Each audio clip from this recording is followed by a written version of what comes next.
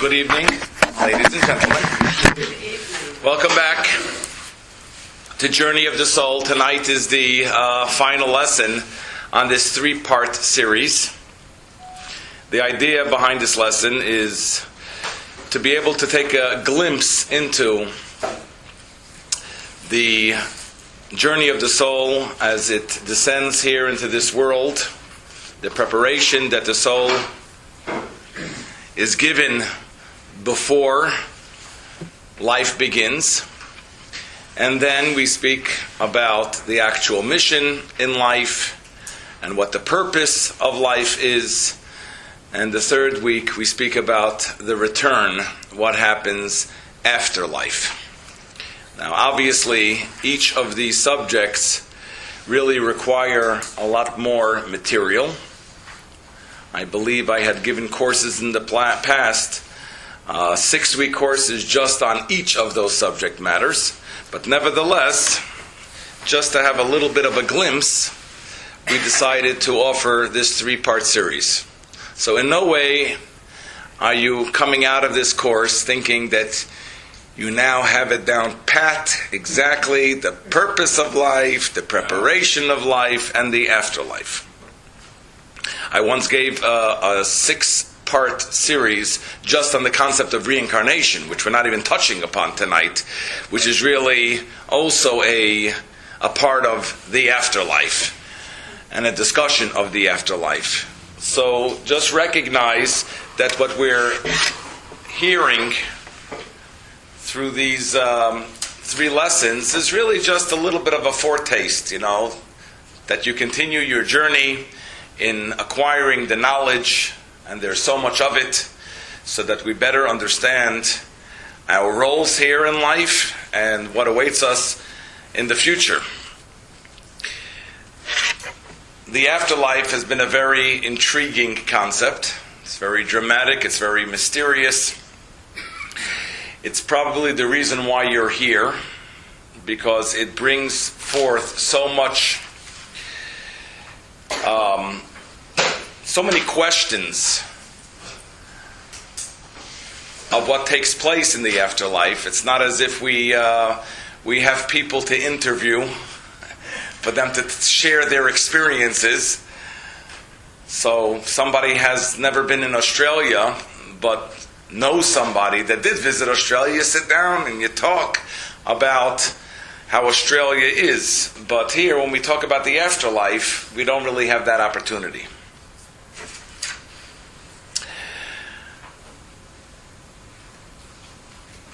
Another point to mention is that when we speak about the afterlife, and we'll recognize that it's a completely different type of world that we're going to be experiencing.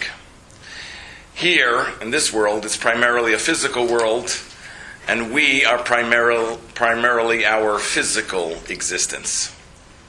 Maybe we are already in the afterlife. I hope not. But the world that we live in today, one might say, as if we are our biological, physical existence that also has a soul. I have a soul. As if the soul is like secondary to me. That, by the way, I have a soul. But in the afterlife, we're talking about a completely different type of experience, because it's a spiritual world, and it's your spirituality that exists and experiences that world. And because we have such 2 diametric opposites, we can't even describe in our world what the next world will be like, because it's like describing colors to a blind person, or describing sounds to a person that doesn't hear. It's very hard to find the right words to describe a completely spiritual experience when all we're used to is a completely physical experience. Yes? So, in this physical world, we are, some people would say we're physical beings having a spiritual experience, but in essence we're spiritual beings having this physical experience in this physical world. Correct. In this spiritual world, is there any physicality there? So we're going to talk, once we get into what the spiritual world's about, we'll talk about, if there's any sense of physicality there. But the point is that this world is primarily physical. That world is primarily spiritual. Primarily. Yeah. We spoke last week about, the purpose of life. Not a very exciting answer to that question. Purpose of life is to make God a dwelling place here in the lowest world. A world in which we have free choice. A world in which we're inclined to do things that are unholy or antithetical to godliness. A world in which we can live completely by indulging and self-delighting in all of the pleasures that this world offers, as opposed to really living a higher life and contributing light, spirituality, and holiness in the world. This is the type of world that God created everything for. He wanted a world in which He hides, He's concealed. We have freedom of choice. We're inclined towards living a very physical-like life, and He wants us to kind of surrender that human condition and dedicate our lives to Him. So although my body is pulling me in one direction, God wants me to live my life for spirituality, because that's what I read about in the Torah. That's what the purpose is all about. I don't see it, I don't experience it, I don't sense it, but I'm supposed to have faith that this physical world is really about me giving up my humanness and just living my life for a higher goal. To transcend my human existence by utilizing every day as an opportunity to be able to bring more spirituality and light into the world. And God gives us all the commandments and how we're going to achieve that. All the do's and all the don'ts in the Bible. The 248 positive commandments, the 365 negative commandments. And this is how we make this lowest world into a dwelling for God, a home for God, a place in which God can feel comfortable, can kick off His shoes and relax. Obviously, a world in which we bring evil energy into, negativity into, is not a place that God feels comfortable. So He's looking at us to kind of prepare the world for Him to be able to expose Himself, reveal Himself, manifest Himself, to feel comfortable in this world. And thus we have this game called life. And every single positive deed that we do, every mitzvah that we're doing, we are bringing that spiritual light here into the world, one piece at a time. Each one of us have our own portion in the world in which we need to bring godly light to. God is maneuvering us, and He's setting the stage by giving us all of the circumstances in our lives and all of the people that we meet and all of the challenges that we have, so that we can fulfill the task of being able to make that part of the world into an abode for God. And every step that we're taking, and every person that we're meeting, and every challenge that we're facing is all part of this plan for God to give us the opportunity to make the world into His home. Yes? So is God directing our fate? Faith? Fate, yes. Faith, yes. Faith, no. Fate. Faith, we have choice. Faith, yes. The circumstances in life is all part of God's plan. He leads us. He decides, who we're going to marry, what our family members are like, how much we're going to earn. All of the challenges that we're going to be facing is all coming from God. And we have the choice to have the faith or not have the faith, to contribute or to take. Are you a giver? You're a taker. Are you living for God? You're living for yourself. That's what it's all about. Yeah. And before we came down into this life, we were shown everything we chose. That's what we mentioned. Yes, that's right. Your entire lives were shown in front of you before your soul. Your soul agreed to it. You did choose life. You did agree to all of the circumstances and challenges. You know, some people like to say that, you know, nobody asked me if I wanted to be born. You were asked, you did accept it all, and now we're here, and it's not as easy as it seems. You know, your soul is trying to communicate to you, trying to lead you towards making the right choices. So you are really a composite of both of these energy forces. You're part physical, you're part spiritual. And now you got the dynamic of these two contending wills, like two kings that are trying to conquer a body. You know, who are you going to welcome? Who are you going to host? You're going to host the body soul, the body energy, or you're going to host the godly energy? Yes? Can we say in summary, Adam lost the harmony between the body and the soul? That's right. And we are here to fix that. Right. That's right. That's why initially when God created the world, we refer to the place as being Garden of Eden. Garden of Eden means heaven. Isn't that how we refer to heaven, as Garden of Eden? Which means this is the place in which God dwelled. At least for an hour or so, until the sin had taken place. So God was here. In other words, He came to this world and He allowed His presence to be exposed. Adam, from the very few verses that we read in the Bible, you can see that he saw godliness within everything in the universe. That's why one verse says that He gave all the animals names. Why would that be so important? Before the sin, to tell us that Adam gave all the animals names. Well, if you look at the commentaries, you'll understand that the names, the letters that form the names, are representation of the godly energy that they possess. He saw their purpose. He saw their godly presence. He knew which letters to combine together and call them by that name because the world was translucent or transparent.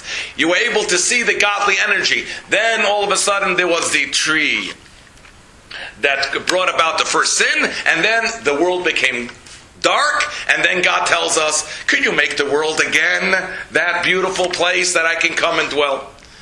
In fact, you know, when the Jewish people, when they built a sanctuary in the desert, and that was the place that God can come down to dwell, at least in that place, a little sanctuary in which He can expose Himself. And later on in the temple, He also exposed Himself there in the Holy of Holies. And interestingly enough, King Solomon writes in Shir HaShirim, in Song of Songs, he describes God's feelings when He finally came down into the sanctuary to dwell. A little small abode, but nevertheless an abode that we created for Him to come and dwell in. And He expresses God's sentiments with the words, Bati ligani. I came back to my garden. This is how God looks at the world. It was His garden, and then we threw Him out, so to speak, through our sins. And the purpose of life is to bring back that garden to God, is to allow God to feel comfortable once again. Now, when God gives us a commandment, so a relationship is being born now, because giving us a commandment is the first point of a relationship. If somebody comes over to you and says, do something for me, there's already a bond. So He gives us the Torah, He gives us the commandments. In a way, He's giving us the ability to make a connection with Him through the Torah. And through every single commandment, we're able to draw down a measure of God into the world. Every commandment is a hamshacha, it's called in Kabbalah. We're drawing down God into the world by the good act that we're doing. And when each person draws down a little bit of God, and the whole world is saturated with godliness, God now is filled in the world, then is the end of the game. We finally fulfilled His will, and that's when Mashiach comes, and the light switch turns on, and then we see that God is in the world all over again. Now, obviously, if you do a good deed, and you don't see any change, the reason being is because if you would see change, then that would kind of take away the free choice any longer. If you were able to see a change in dynamic, all of a sudden you're using a table for godliness. Yes, we're studying Torah. This physical table now becomes a vessel in which God can come and dwell on this table. And we would see that aura of light that's projecting from this table. Then tomorrow I'm going to want to run to another table because I saw what I'm accomplishing. So we don't see that we're drawing godliness into the world. We don't see that every single good deed, there's good energy, godly energy that's coming into the world, so that we maintain or retain our freedom of choice until the whole world is all filled with God and we're ready for Mashiach to come. And again, that's when we're going to experience a world in which God is completely revealed. So nice rationale. Huh? Nice rationale. Yeah. So there's keva and kavanah, that there's doing something, how we do it, and there's our intention. So there's so many parts to this, like I mentioned beforehand. We're not gonna sidetrack into one specific. But just a specific question, that if you're doing the good deed, but you don't have the intention, you don't. So again, it's another subject matter. Another subject matter. Another subject matter, exactly what you're adding with your kavanot, with your intentions, or if you just do a good deed because you want to self-glorify. You know, you want people to acknowledge you. You want your names to be on that synagogue so everybody can say, ooh, look at this big man that just donated the synagogue. So that's a very good question, and it deserves an answer, but we need to get through to the afterlife. Okay. Another thing that in Kabbalah and Jewish mysticism we're taught is that the mitzvot, these commandments that we're drawing down godliness into the world, is called levush to the nefesh. It's a garment, it's a clothing to your soul. It's a garment for your soul. And just to touch upon this idea, that when God is going to reveal himself in the world, and we're all going to benefit because we all had part in this global assignment from God, we all have a part in bringing godliness into the world. What about those who don't give? Are they included? Hold on. Everybody's going to be included. Everybody's going to be included. But if you were part of the making of this dwelling place for God, you'll be able to enjoy and derive delight from that revelation of God in the world more than somebody that didn't. Like if you and I are going to the beach and there's this beautiful sun, and you have sunglasses and I don't. You can look directly in the sun. I can't. But we're both enjoying ourselves there, but you will have a glimpse of being able to get a better look at the sun where I don't. Similarly, every mitzvah that we're doing, we're placing a garment on our soul. That garment is a protection so that we can endure the great intense light of God at that time period. It's like placing an armor around the soul so that we're able to fully appreciate that time period. So the more mitzvot that we're doing, it's like the more tint that we're placing on our sunglasses, the closer we can get and the more enjoyment we can get. Somebody that doesn't participate in this, he'll be there, but he's always kind of like, not being able to look directly because he doesn't have the armor. So those mitzvot, those commandments, what they benefit the soul is that when Mashiach comes, they'll be able to endure the great revelation of God. The more mitzvot, the more armor.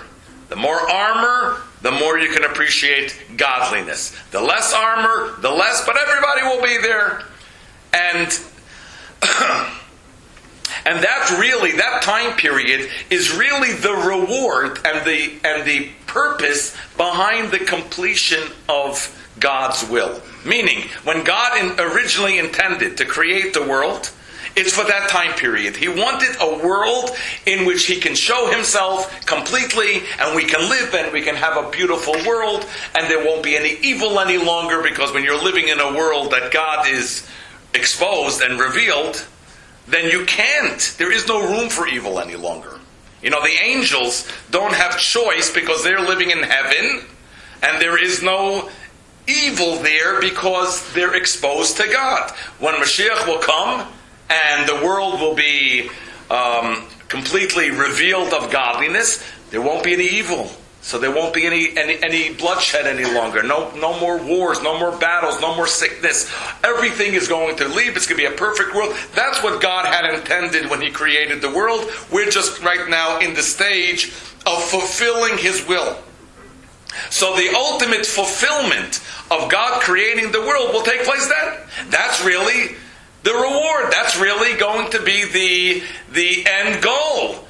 Until we get to that point, as we know, people are here in the world and they die and they go into the next world. The next world that we'll talk about today, which is called heaven, is really a waiting station until we get to the point of the Messianic era.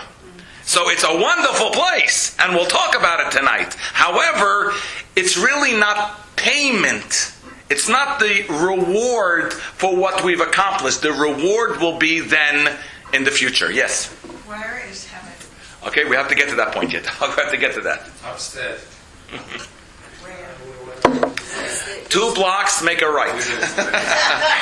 We have to get to that point. We need to move on. Are Okay. you speaking about Olam Haba? So Olam Haba in the Torah could be defined as heaven, or it can be defined as a time period when Mashiach comes.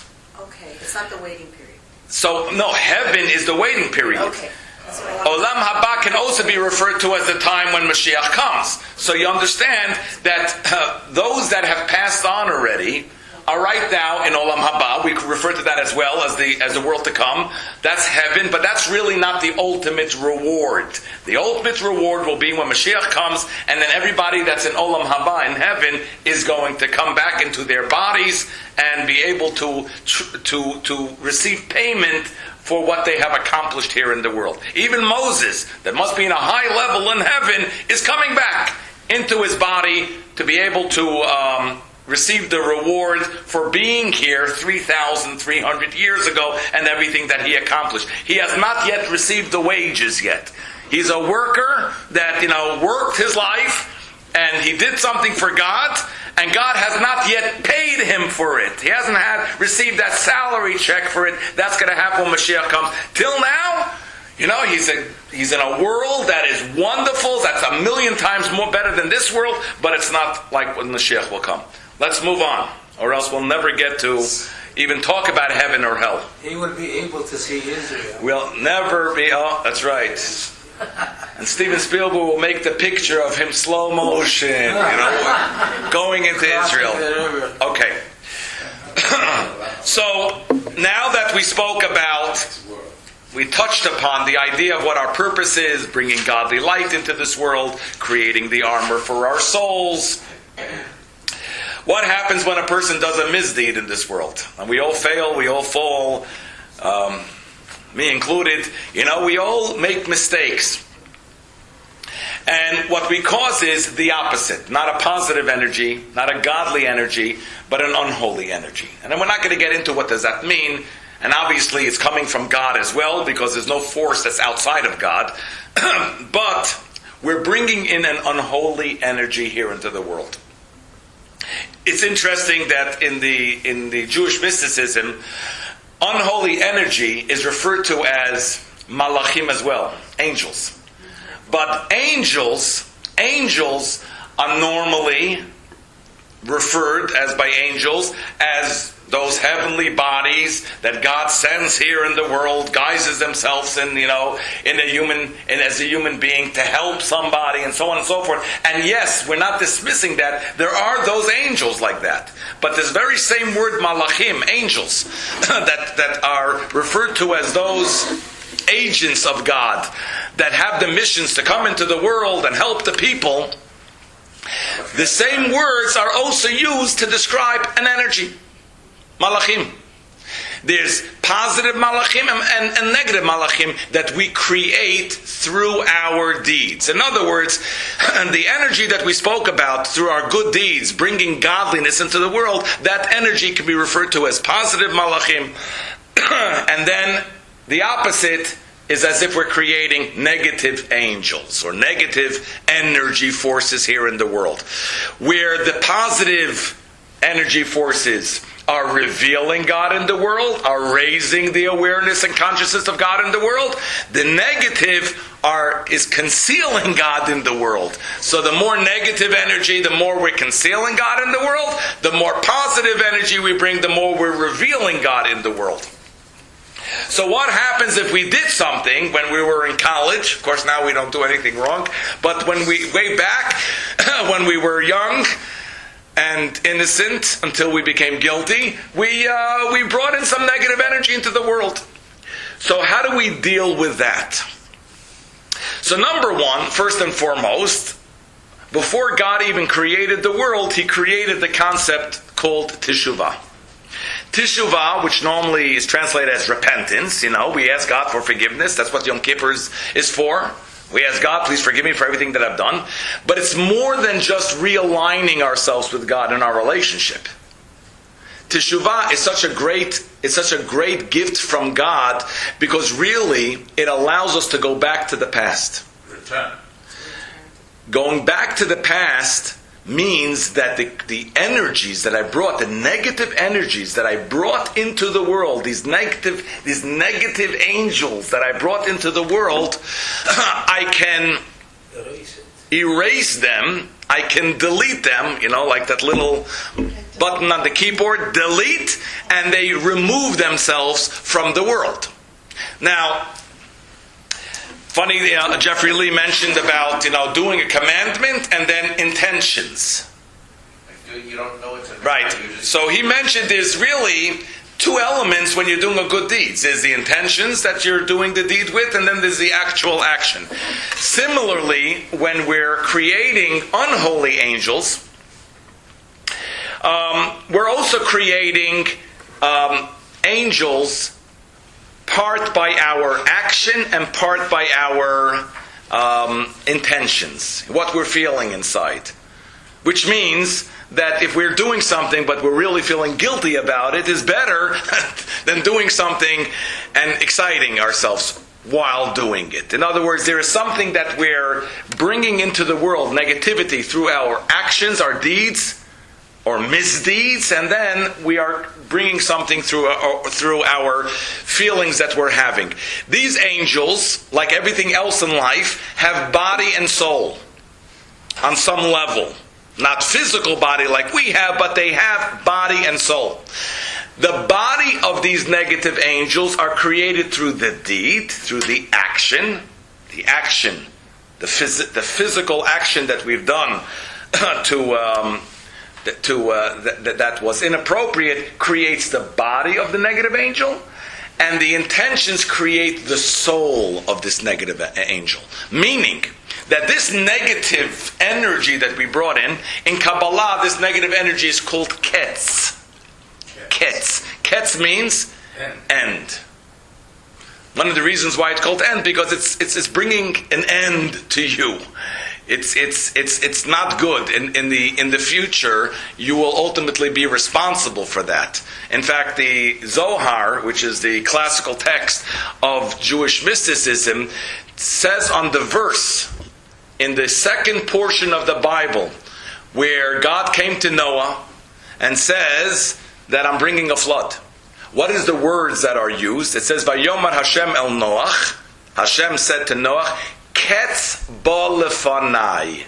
The end has come before me, ki malah haaretz chamas, because the world is filled with violence. And therefore, I'm bringing a deluge, I'm bringing a flood, and atzei lecha, tevat atzei gofer, that I'm going to give you instructions of how you should build a teva, an ark, that's made out of gopher wood, and it should be this dimension, it should have 3 levels, and so on and so forth. Comes the Zohar and says that the word ketz, that God used, ketz volofanai, the end has come before me, is hinting upon the negative energies. The negative energies that people bring here in the world. Why are they called end? Because ultimately, those energies come before God when we're through with life. When we'll talk about that Judgment Day, and then during the Judgment Day, like every good courthouse, we have defenders, and we have lawyers and attorneys that defend us, and then we have prosecutors. Similarly, as we'll talk a little bit about that tonight, we also have defenders, defending angels, and prosecuting angels. Who are our prosecuting angels? The ones that we created. Those very angels, those negative energies that we created, that we're calling malachim, angels, those come before God and say, he don't deserve to go into heaven right now because he's done a lot of bad things. Look at me. My whole existence came about of one of his deeds. Not such a very comfortable feeling. So they're bringing an end to you. They try, they try to entice you to sin, but then afterwards, when you create them in the world, ultimately they act as your prosecuting angel. So these angels that have body and soul, we want to get rid of them.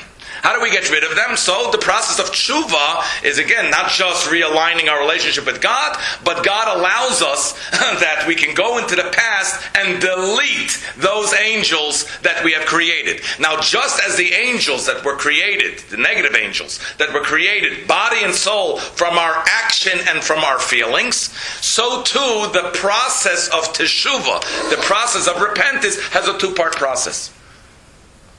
One of them is feelings. You have to feel remorseful. You have to have a broken heart. Second, v'hisvadu et chatatam asher chata. You have to confess.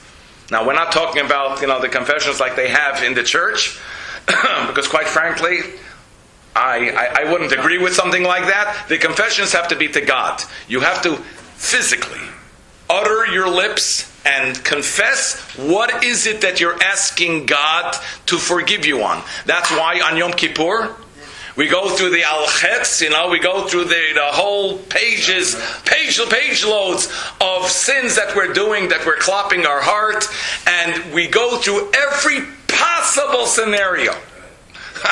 Anything that we might have done are going to fit into one of those categories. I want you to know, I go visit the prisoners. I'm going again tomorrow. I go every Friday. There was one fellow there, a Jew, that actually his soul had found Judaism when he was there in jail. And I spent about 2 years with him in jail until he was tried, and then he got sentenced to, I think, 175 years, where he'll be spending the rest of his life because he did a heinous crime. He did a whatever, as far as your imagination can go, just push it another 2 miles, because what he did was horrible. But somehow in jail, he found God. He starts putting on tefillin. He starts keeping Shabbos. He starts keeping kosher, and he's going to have to do the time because he did the crime. Is this the doctor? No. Anyhow, before his last week after he was tried, and now he was leaving jail, he was going to go now to prison to sit out his sentence. He comes over to me and he says, "I want you to know one thing." And he thanks me for for his journey, for allowing him to find spirituality, how much it means to him. I changed his life. He knows that what he did, he deserves every single year that he's going to spend in prison.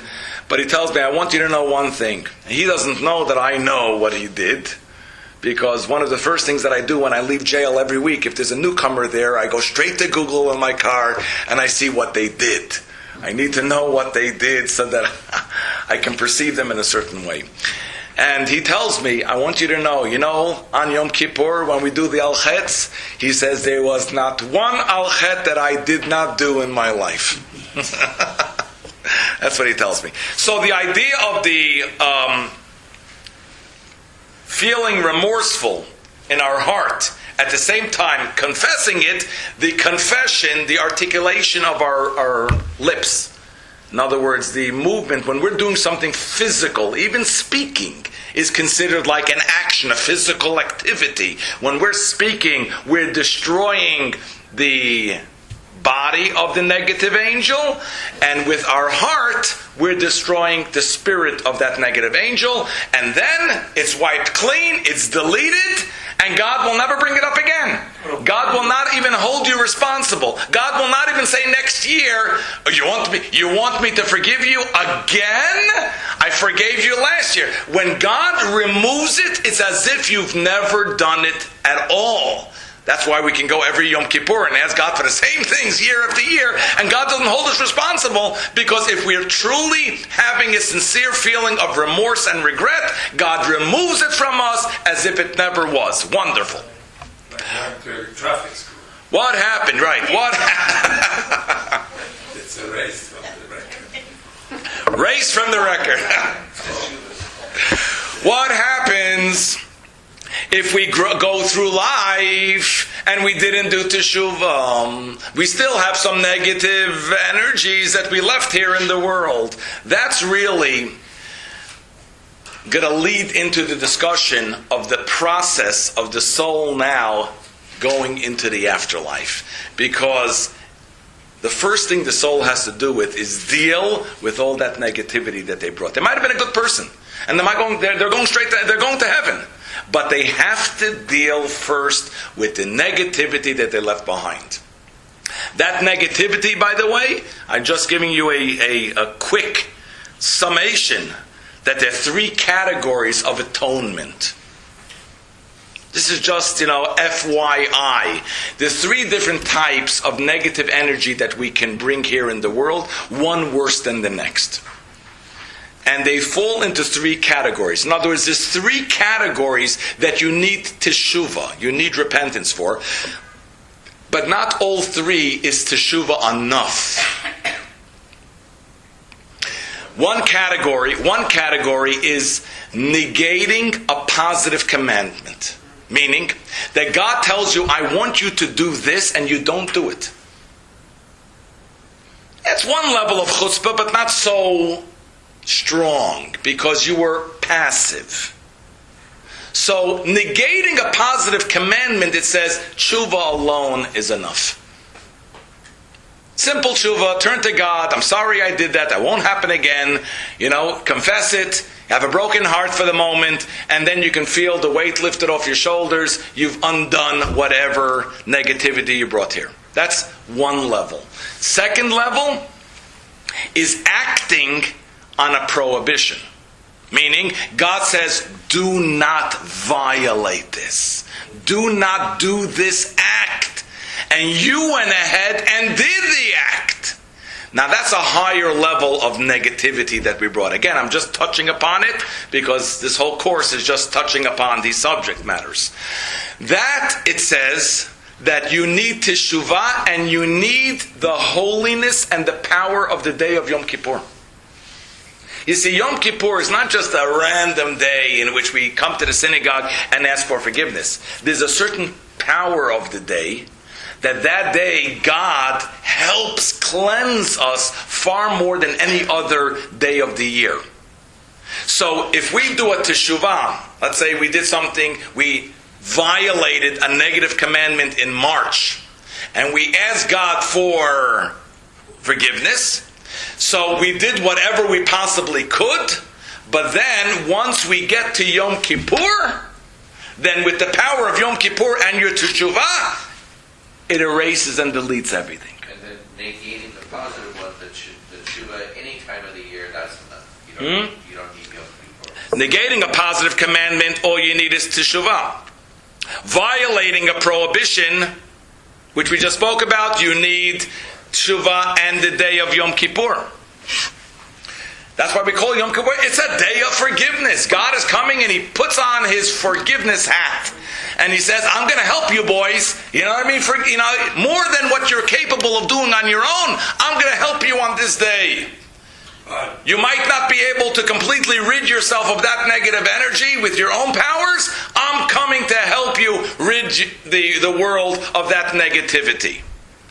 Then you have the third category, which is even worse. And that is a violation of a prohibition that the Torah says the term karet. Karet means God says, I will cut you off. There aren't too many of those. Yeah. There aren't too many prohibitions that God uses the term, I will karet, I will cut you off.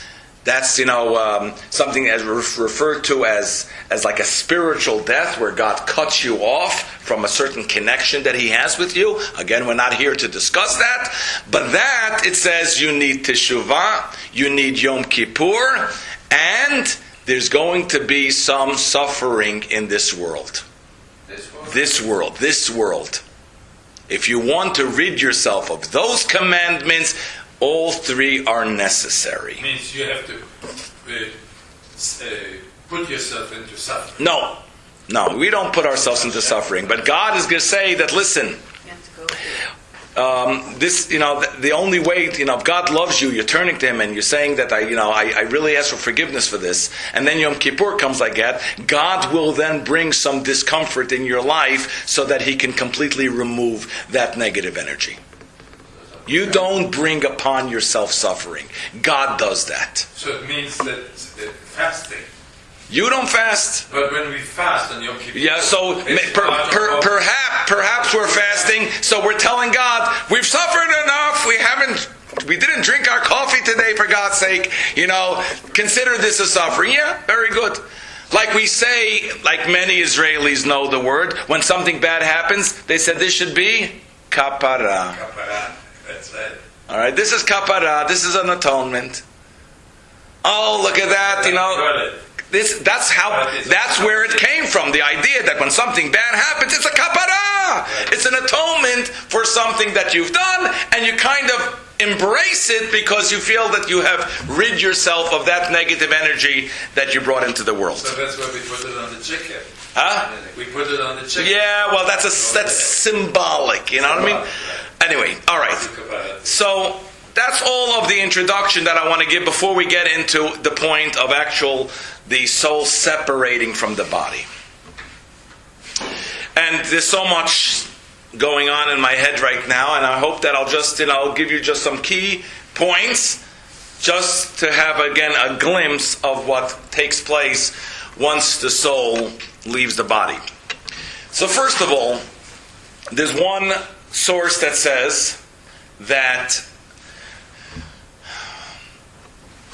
how does the soul leave the body? And because that's really what death is in Judaism. One moment the soul is in the body, and then the next moment the soul is out of the body. So how does the soul leave the body? So it's written that God reveals Himself in front of that body, that the soul is so enticed because it's in the presence of God that it literally pulls itself out of the body so that it can be in the presence of God. Very similarly, which this week's Torah portion is the giving of the Torah. You read the commentaries, you find that when God came and revealed Himself at Mount Sinai, it says with each utterance, when God said, I am the Lord your God who took you out of Egypt, it says, Parcha nishmatan shel Yisrael, that the souls of the Jewish people took flight. When there was that revelation, the souls couldn't contain themselves any longer and pulled themselves out of the bodies. God resurrected them and went on with the second commandment. They all died. They all died and God resurrected them, because when God puts His presence in front of the soul has no ability to keep that separation. It immediately pulls itself. So the soul gets out of the body, and then the presence is gone. So that's how God entices the soul to leave the body. Now at that point, it says that the soul's a little confused because it's seeing its body. It's right there by the body, looking at the body. For those that have, if you remember we spoke about the NDE, they do have that experience. At one moment they're in their body, and the next moment they're seeing their body.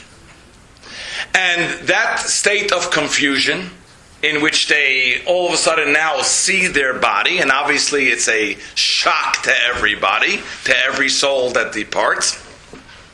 It says in another source that they remain over the body for the first 3 days until they see that the body has lost its complexion, and they realize it's not, this is it. In other words, it allows them to come to that realization that they're dead. So that they're hanging on for hope.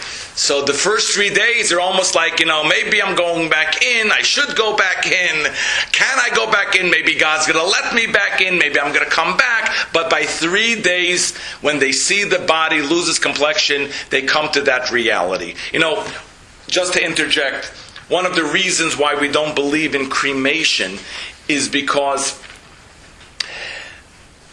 God, the creator of the world that put the body and soul together, gave us the instructions of the best way that the soul and the body can separate from one another. It's a weaning process. It's a process in which, you're giving the soul the ability to separate. The Talmud tells us that there's no greater pain than the day that the soul departs from the body. It sees itself as now a separation of the body, and it had spent all those years together with that body, and it feels a sense of grief. And you want to give it time to register, to be able to digest it.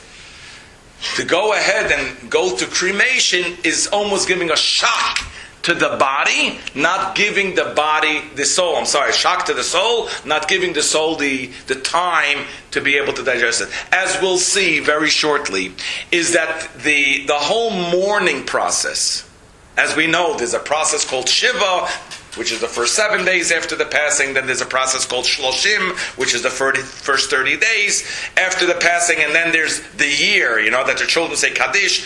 And then the mourners go out of their mourning period after a year. First there's intense mourning, and then the restrictions of the laws that apply to the mourners of the first week. Now some of those restrictions are lifted until the 30 days, and then even more restrictions are lifted until the year, and then they completely go out of the mourning period. That whole process is really following the process of this soul's transition from this world into the next world. And that's what we're going to explain shortly. Can you cremate after 3 days? Mm-hmm. You'll see that it's more than just the 3 days that the soul is still feeling a connection to the body. That's the reason as well, is that we give such a premium, Judaism, Torah gives such a premium towards treating the body with respect. There's a lot of dignity that in Jewish law, when a person passes on, of how to deal with the body. Everything's done in the most respectful manner because this is the way that God wanted it, because the soul and the body were like a partnership. And that it's important for the soul to see that the body is properly disposed of and is given the respect. And that's why when it comes to funerals, we attend the funerals and we place, we're very careful in how we treat the body, and everything that's done with the body prior to the actual funeral are done with ultimate respect and dignity. So we're taught that there are 3 angels, escorters, that eventually take the soul into the next place. As soon we'll read in the source over here that I placed here. The 3 appointed messengers. And these messengers begin to start taking the soul and to be able to bring the soul towards the next destination. Now, just to give you a small encapsulation, I would like to speak really about the 3 levels of mourning. We spoke about the soul hovering over the body for the first 3 days.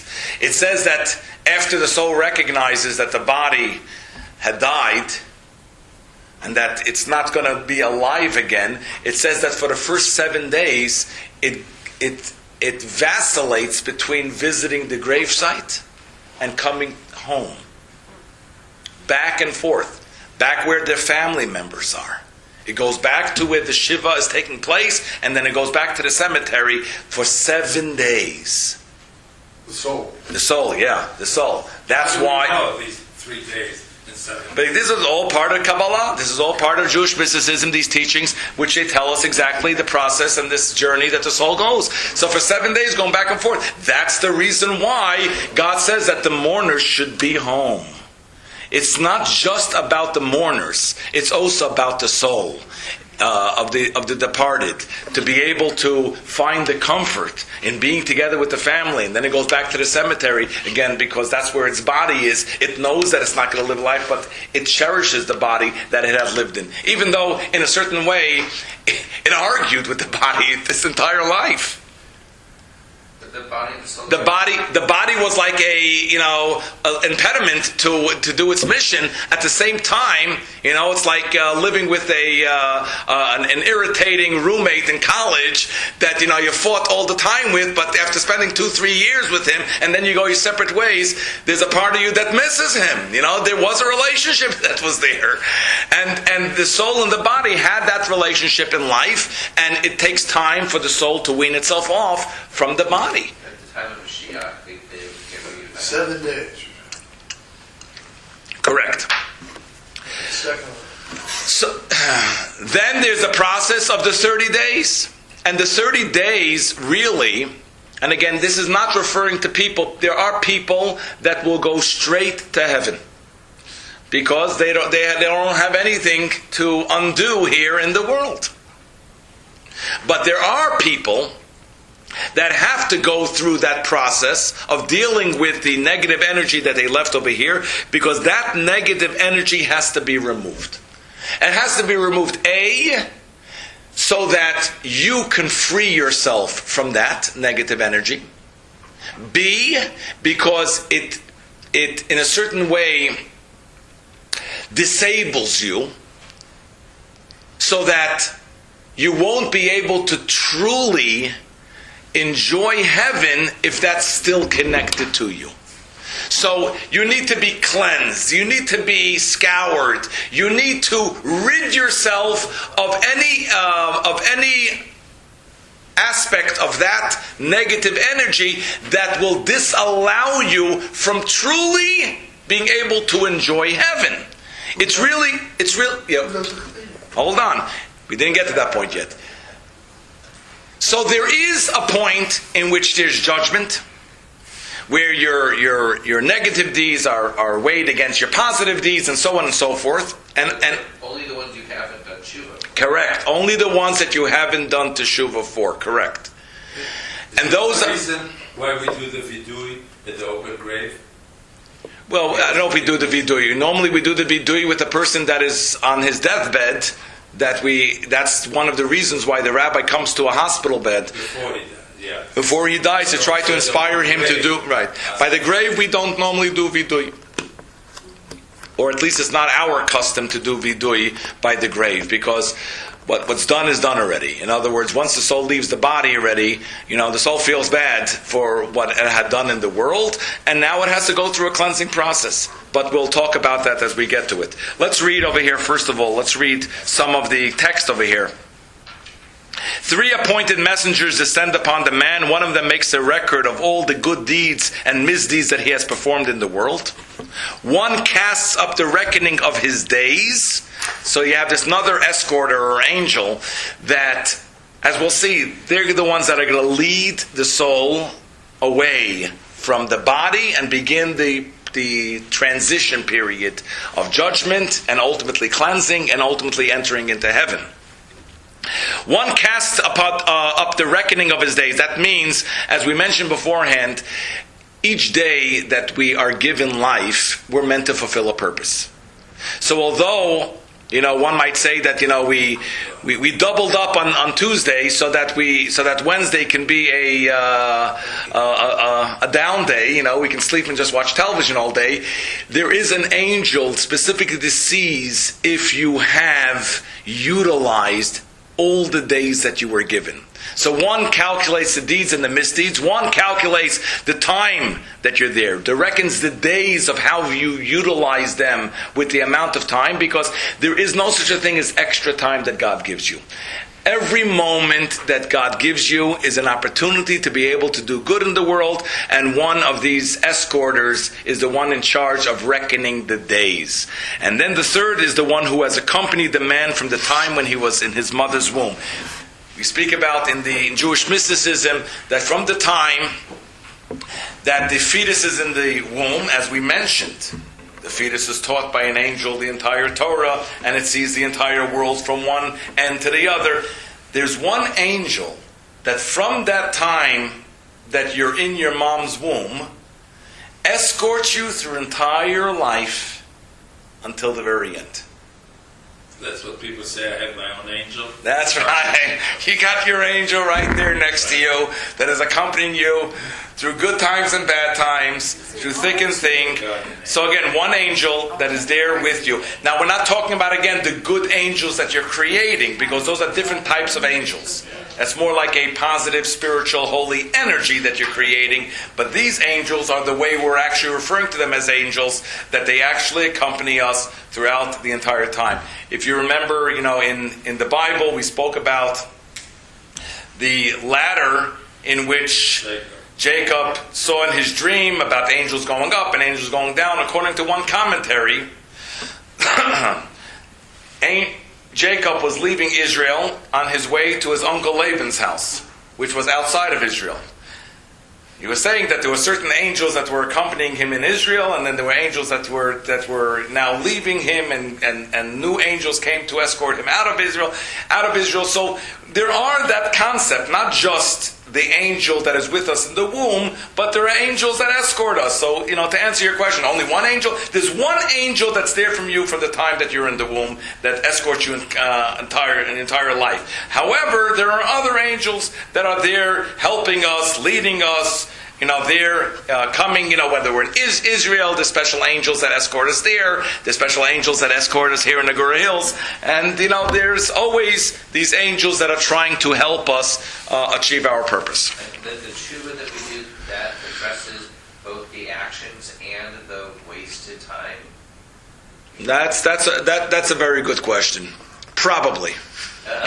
But I can't, we hope. All those second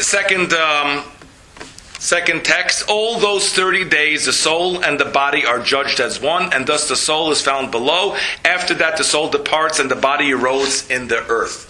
So here, you see another text that's written in the Zohar about a 30-day period. Meaning that during that 30-day period, there's a judgment that are done. Now, we spoke about the body having a certain energy, that leads you towards living a life for self. That's what we spoke about, that the holy soul that we have that comes into our bodies, but then the body kind of has its own will, has its own objective in life, kind of inclines us towards doing things that are unholy and things that are self. All of that is really us. So when we're talking about the soul being judged, it's not just that part of us, that little voice, that whisper inside of us, that holiness inside of us that always told us, don't do it, it's not good for you. That a soul was a pure soul, and that soul is completely holy. But you are the makeup of both of these energy forces. There's a part of you that wants to live life for God. There's a part of you that wants to live life for sushi and Merlot wine. So both of these energies of you are really who you are. And it says that both of these energies of you are judged together as one, because that really defines your identity. You're both of these souls. You're both of these energy forces.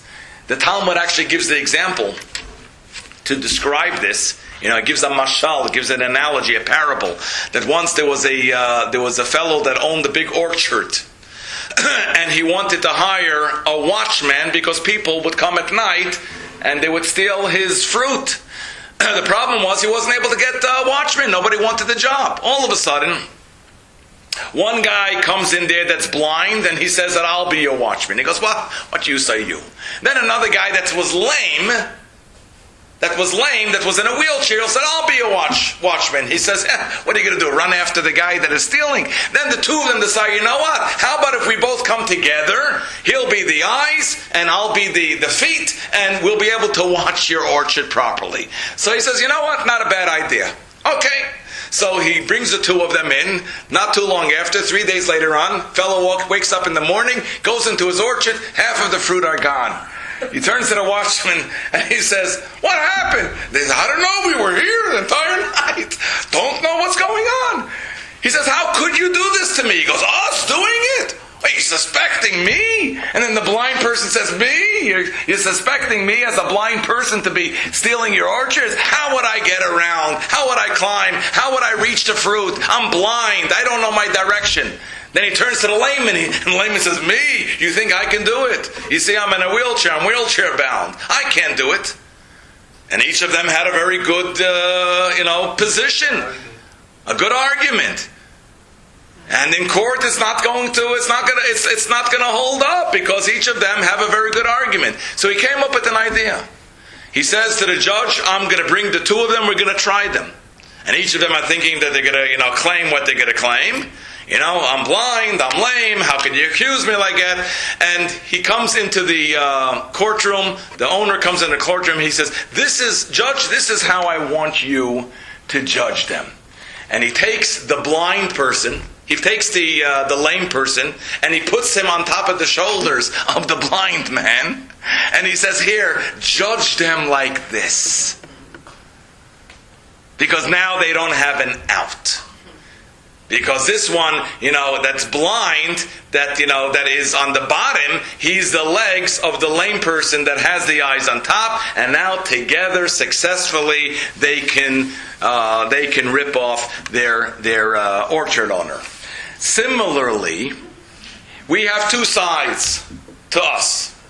We have a side that's constantly inclined towards living a life for self-indulgence and self-delight, and constantly towards things that are unholy and inappropriate. And then we have another side, we have a holy soul.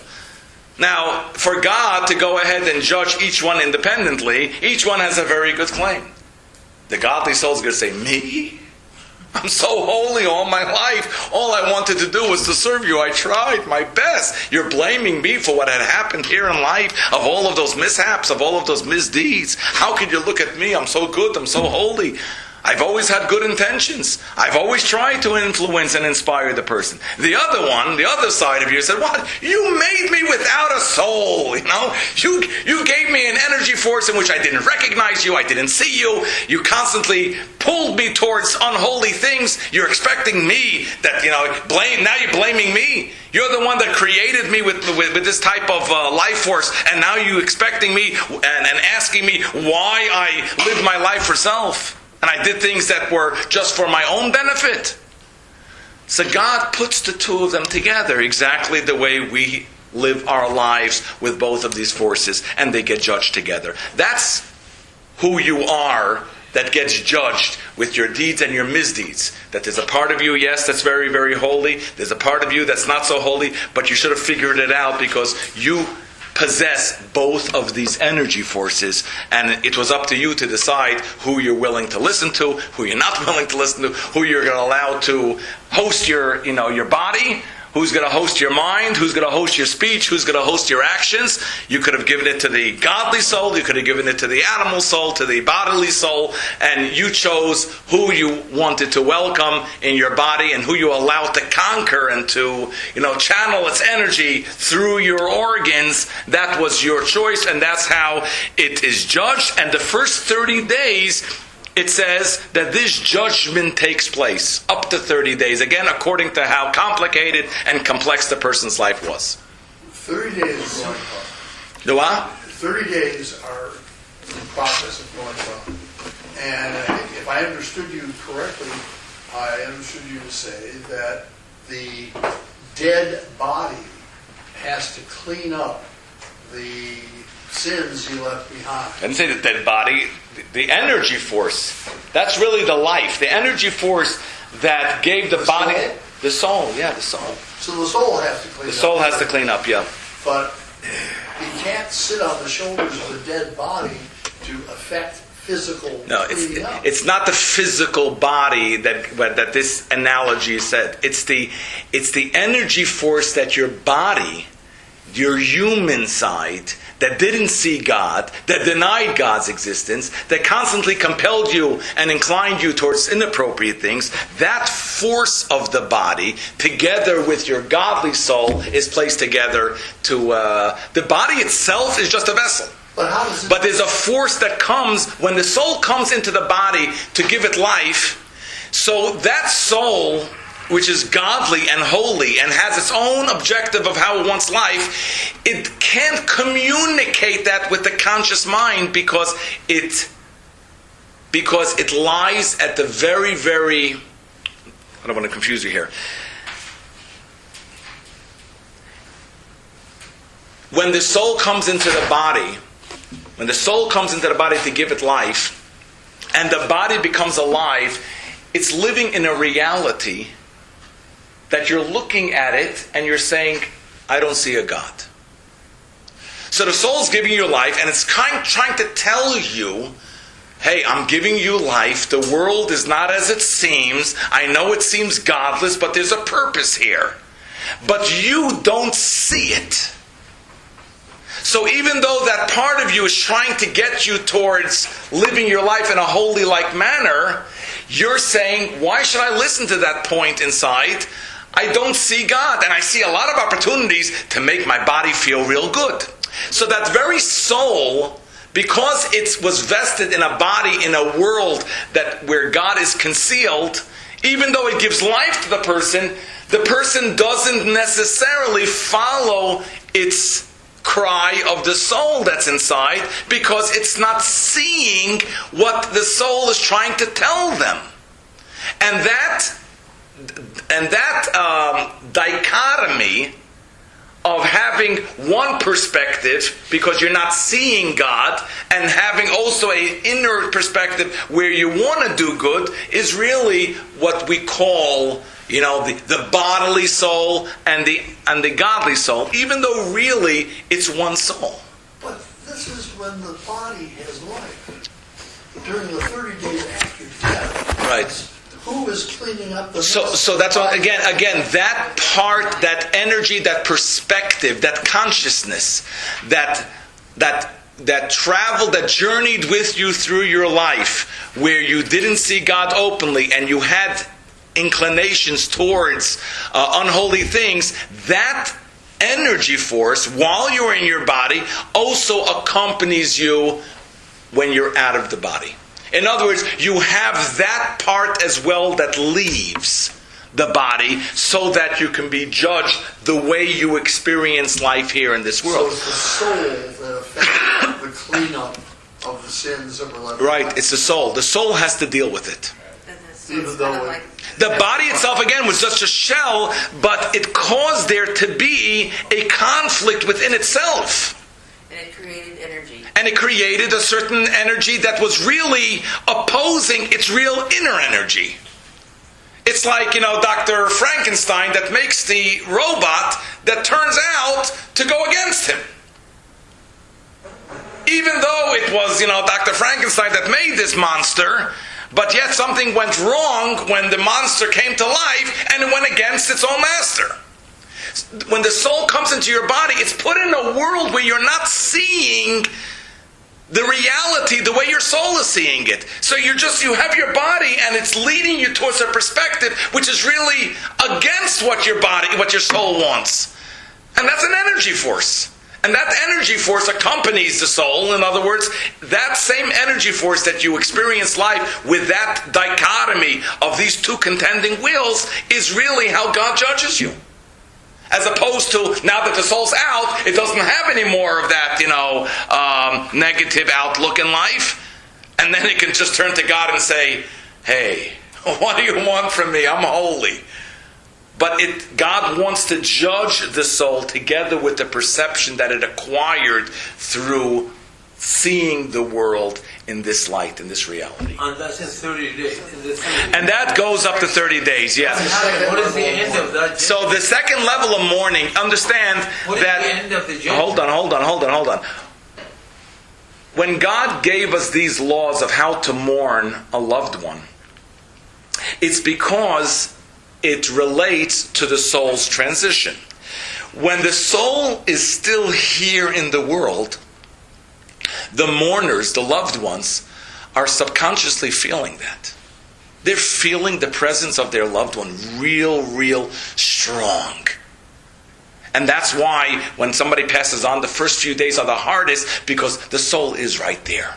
They're subconsciously feeling it, and therefore that's why in Jewish law it says that the first 3 days are meant for intense grieving, intense weeping, because the soul for 3 days is right hovering over the body. Now, the 7 days, there's a little bit of relief because the soul is going from the grave back home. You're still feeling something strong, but it's not as intense as the first 3 days, because subconsciously the soul has kind of moved on a little bit.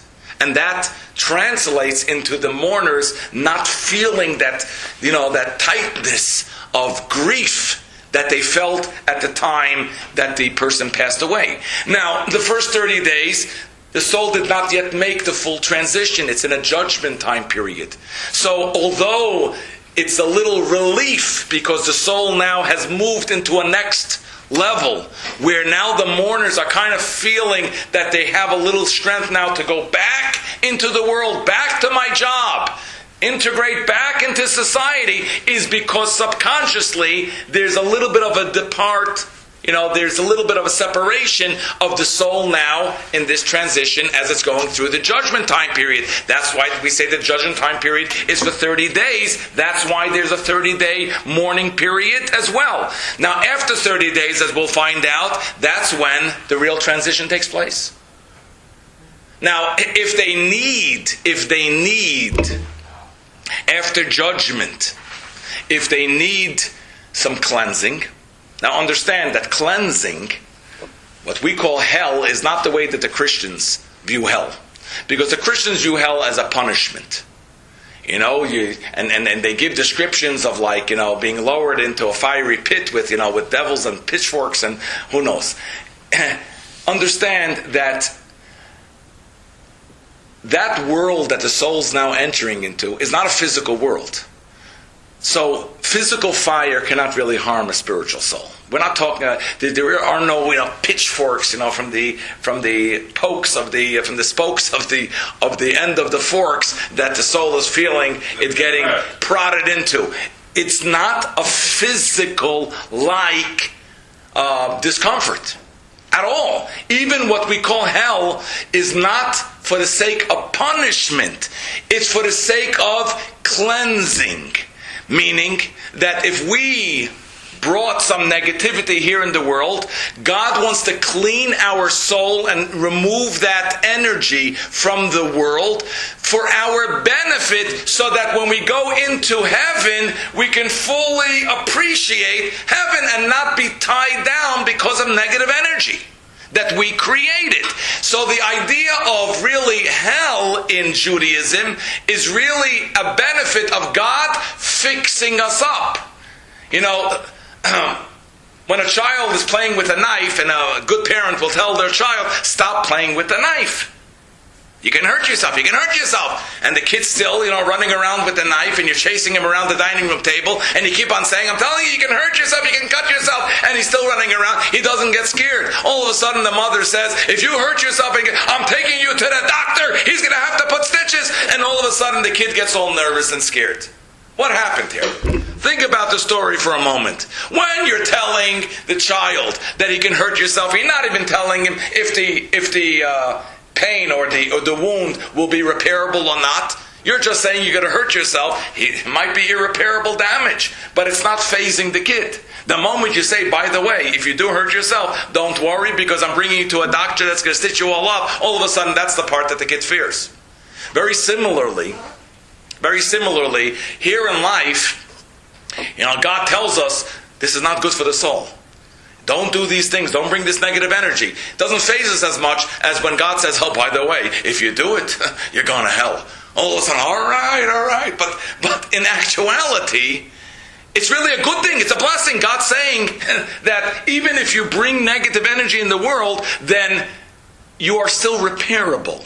Meaning that God is going to remove the filth and the grime and the dirt and whatever you've placed on your soul with the negative energy that you brought here. God is going to cleanse you in a place that we call Gehenna. Gehenna is a washing machine. It's a cleansing machine that allows the soul to remove itself and remove the energy from the world of everything that we contributed. How? What is it? Again, I'm not. Again, Purifying the goal. it's not comfortable. It's not. It's more emotional and psychological than physical. It's not a physical discomfort. It's for the soul, not the body. It is. Let me just give you an example. Let me just give you an example. Soul is a fertilizer. Let me just give you an example. While our soul here is in the body, in this world, where we're not feeling our soul, and then we engage in inappropriate things, we're not really feeling what our soul is feeling because we're living a physical life. Imagine, now that you've left your body, and now you're in a world of truth, and now you know what the purpose is, and now you see God openly. Imagine that you have to now re-experience what you've done here in the world. The type of shame, the type of guilt. Don't make me do it. Don't make me go back over there right now, because now I'm experiencing what my soul is feeling while doing that inappropriate thing. Can you imagine the type of discomfort that you would have when you're recognizing in a world of truth of what you're doing? When you're doing something inappropriate, when you're going against God, when you're violating His will, the type of energies that you're creating, and now you get to experience it while you're as a soul being completely sensitive to energies and spirituality and holiness and God. It's a very, one of the worst things in life that's probably more painful than physical pain is emotional pain. In other words, feeling guilt and feeling shame. So whatever it is, this hell, it's not physical, but it's very, very uncomfortable. But God brings you to a point in which He completely cleans you. Does it start right away after death or only after death? No, so it says over here, God gives the first 7 days for the soul to be able to still be with the body, with the family, but from the 7 days up to 30 days, that's when that judgment period is. And then from 30 days begins the cleansing period that can last up to a year. That's why the children say Kaddish to help the soul. If the soul needs the entire year, it says Kaddish. In fact, we're told to say it 11 months because we don't want to deem as if our parents actually need the full 12 months. So we're kind of, respecting our parents by only saying Kaddish for 11 months because we're not, deeming them as if they need. But it could last, that Gehinnom, that cleansing period, up to a year. After a year, everybody goes into heaven because you've done good things in the world, and now you're cleansed. Now you remove the evil from the world. You're going to get a prize. You know what I mean? You're going to be rewarded right now. You've undone what you've done. You know what I mean? It's there's no evil that you brought into the world left, and your soul has been cleansed, and now you can go into heaven and you can fully appreciate it. So your body's in jail. Heaven In is the example that you gave about the fact that sometimes the body doesn't listen to the soul. Right. What happens when it goes up there? Is the soul still punished for what the body did? Again, they're judged together as one unit. You are both of these powers, energy forces. So for clarification, But even if the soul was not responsible? None of our souls are really capable of doing anything against God. Our souls are so holy and pure, they're not capable. But coming into the body, not seeing God, there's an energy force that gives us the ability to not listen to that inner voice and to listen to the reality that we see. And that's really who we are. So our souls cannot be. That's why I gave the example of the parable of the lame and the blind man, because what, God is going to judge your soul? The soul is a good skite. It's an neshamale. You know what I mean? How can the soul doesn't want to do it? It's only goodness. But you, who you are, is that soul as it acquired a second perception. People, you yourself, can have two different perceptions. We all have two different perceptions. coming from the same soul. And that power and that force is how we're being judged. It is not the earth soul. What? It is the earth, the dirt soul. That is a bad one. The earth, From the dirt. the body was made from the dirt. Right. Isn't that the bad, negative one?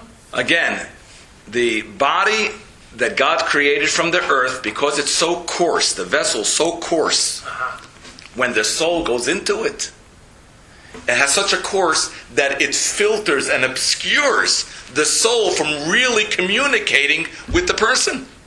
Because it's so coarse. And as a result of that, we gain two perspectives. One perspective is like really deep inside, which is our real soul. It's what our soul really, really wants of us, telling us to do goodness. And there's another part that says, heck with it, I'm going to Vegas. That's it. Yes. Last question, and we need to move on just to one more point. Huh? Clarification. After a year, Yeah. then you said the soul Definitely goes into heaven, yeah. heaven. Definitely. But then it's not the end of the journey, right? That's not the end. Olam haba. Mashiach is the end of the journey. I see. So we stay there. We stay there. Now, in that place called heaven, just to give you an idea, the chapters of our Father says that Yafa korat ruach shel olam haba yoter mikol chayei olam hazeh. That one moment, 1 hour of satisfaction, that the soul, delight of the soul in heaven, is greater than all enjoyment of all life of this world. You know, the rabbis expound on that one statement, and they say, can you imagine, take this scenario for a moment, can you imagine if you were able to maximize from the time that you're born to the time that a person passes away, all of those years, maximize on the amount of enjoyment that this world can give you. In other words, you'll never have problems with parnasah, you'll never have problems with, livelihood or illness or family issues. You'll always be able to spend every moment from the time that you're born to the time that you die in the best possible manner that this world can afford you. Now, more than that, it says, than all life. Imagine not only you, but everyone in this generation, from the time that they're born to the time that they die, to maximize all of the enjoyment that this world is capable of giving you. But it says all life, which means that from the time of Adam till the end of time, all those generations of people that ever lived and will live, if you were to maximize their entire lives from the moment that they're born to the moment that they die, and to the greatest measure of how much this world can afford us in enjoyment, if you would take all that enjoyment and you would place it all in one pill, one pill, and give it to somebody, I think we should call it ecstasy. But imagine taking that one pill and giving it to somebody, how much delight that would be.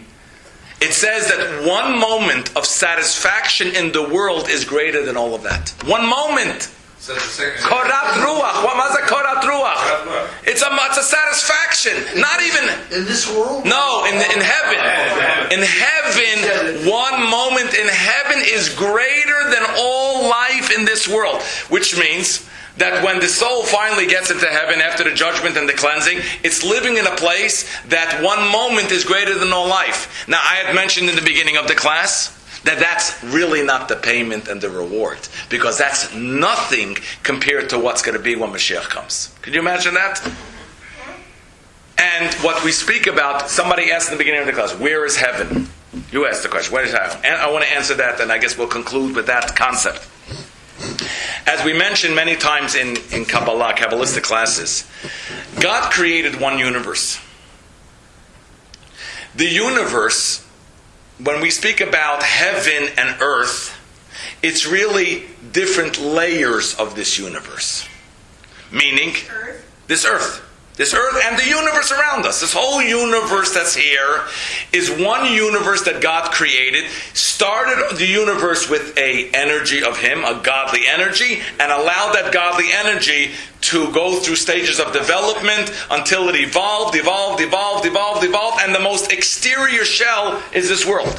Which means that the same universe in an inner dimension The same universe is the same world, but seeing God more.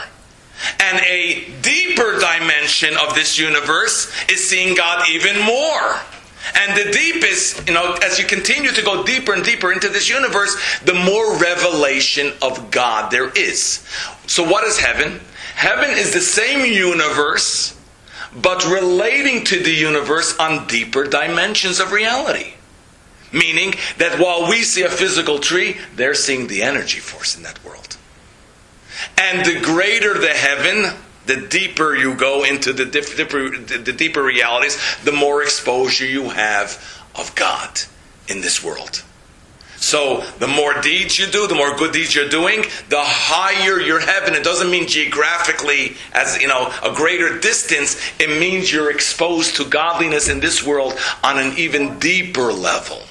So heaven is right here. Everybody's here. Everybody that passed is still here. Problem is that while we're here in this physical bodies, we can't communicate with them because they're living in a spiritual world. So we can only communicate with somebody that has a body that we can talk and interact with each other. They can only identify with spirituality, and they cannot talk to you while you're in your body because your primary existence is your physicality. So we have a little bit of an interruption of a communication problem between us and our parents, but our parent or grandparents, but they're all here. They see you. They're living in the same universe as you. They're in this universe. They're in a different realm. Exactly. Your format says it's purely intellectual. Hold on. Are you saying that they're in another dimension on this? That's right. Here on That's right. They were living here, and They see what we're doing. and they're another dimension, which means that when the Mashiach comes, and everybody comes back, and you think that you have to go to your parents and grandparents and introduce them to the children, and this one was bar mitzvah, you missed this one's wedding, and they're going to say, we were there. We saw it. We've always been with you the entire time period. During return, Wish to die. When I say purely intellectual, just to answer Ron's question, when I say purely intellectual, it's Right here. where just as our minds right now, in this world, in this body, is very, very restricted. Going through life over here is very confusing. We don't see the truth. Everything is concealed from us. And even when we're studying Torah, the dimension of Torah is also very confusing to us. It's also garbed in a shell where we don't really truly appreciate what it is. We don't necessarily see the godliness in it. When we look at the trees, when we look at the animal kingdom, when we look at the universe, imagine that the next universe that we're in this reality, in this world, all right? But the shades of the world are taken off so that you're able to appreciate everything on such a much greater level. It's understanding the world. It's understanding Torah. It's understanding every creation, every existence. It's seeing every existence for what it really is, the godly dimension behind it. When we spoke about Adam and Eve in the Garden of Eden, they were here. That's why I tell you that heaven is not just, we're calling Garden of Eden, that happens to be the same place that Adam and Eve were. It's the same world. When they were in Garden of Eden, the husk of the world was open for them to see the godly revelation in the world. Once they sinned, so now this lower reality came and the blinds were placed over the world. Now we're living in a very confused world because we don't understand why things happen in the world. We're always questioning, if there is a God. We have theological, questions. We're always, battling between good and evil. When the blinds of the world are removed, then we're able to appreciate every aspect of this universe exponentially greater than we are in this physical world where everything is closed up from us. And that, again, is only a waiting station. A waiting station until Mashiach comes. When Mashiach comes, the level of revelation that will be in the world is incomparable to the level of revelation that exists today in heaven.